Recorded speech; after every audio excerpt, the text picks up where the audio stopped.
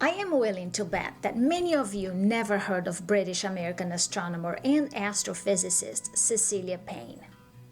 In 1919, she won a scholarship to Cambridge, where she completed her studies.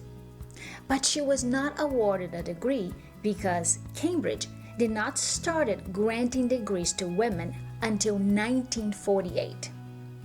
After completing her studies, Cecilia realized that her only career option in the UK was to become a teacher.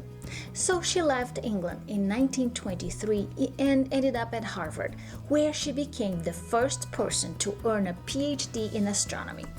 Her dissertation was hailed as, at the time, the most brilliant PhD dissertation ever written in astronomy.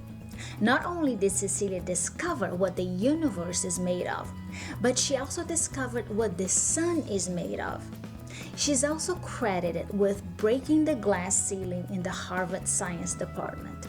Cecilia was the first woman to be promoted to full professor at Harvard. She died in 1979.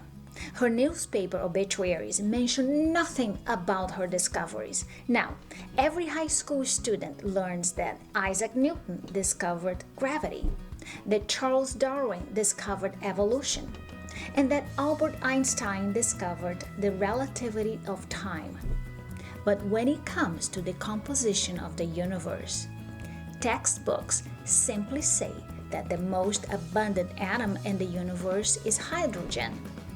There is no mention of how we know that. Why?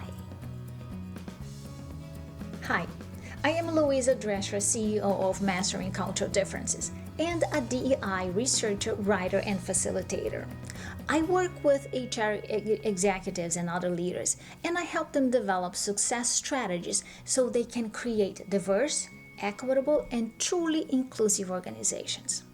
And today, I will share with you 3 different types of bias. The first one is attribution bias, which is the tendency to give certain groups less credit for their accomplishments. Because we tend to see women or other marginalized groups as less competent, we tend not to recognize the work they do. I just shared with you the story of Cecilia Payne, and I cannot think of a better example of attribution bias than her story. Research shows that even when women and men work on tasks together, women often get less credit for the success of the project. This happens because we fall into the trap of thinking of their contributions as less valuable. And because of this type of bias, women start underestimating their own performance. In fact, studies have shown that men tend to apply for jobs when they meet 60% of the hiring criteria, while women only apply when they meet 100% of the criteria. The solution for this type of bias? Give credit where credit is due. We just saw that attribution bias is the tendency to give certain groups less credit for their accomplishments. Performance bias, on the other hand, is based on incorrect assumptions about a group's ability. The impact of this type of bias on women is that they often have their performance underestimated. This means that they must accomplish more to prove they are as competent as men. The best way to counter the impact of performance bias is to have clearly articulated hiring and review criteria, because if you do not, individuals will have to rely on gut feelings or their unconscious biases. The last type of bias I will discuss is what it's called affinity bias.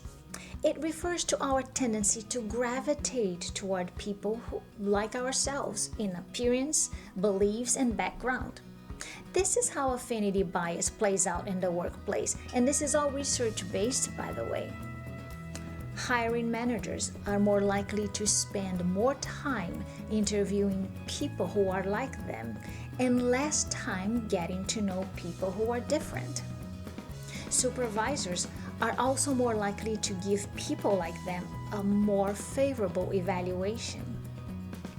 And because white men hold more positions of power, an affinity bias will make them more likely to gravitate toward other white men. Affinity bias has a particularly negative impact on women and people of color.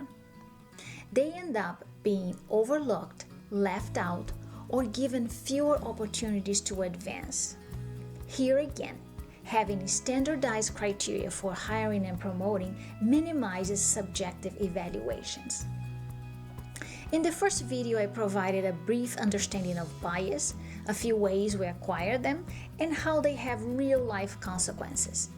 Today, you learned about 3 different types of bias: attribution, performance, and affinity.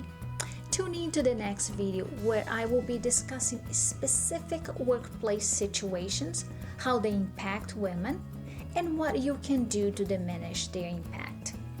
If you haven't done so yet, please make sure to subscribe to the Mastering Cultural Differences channel.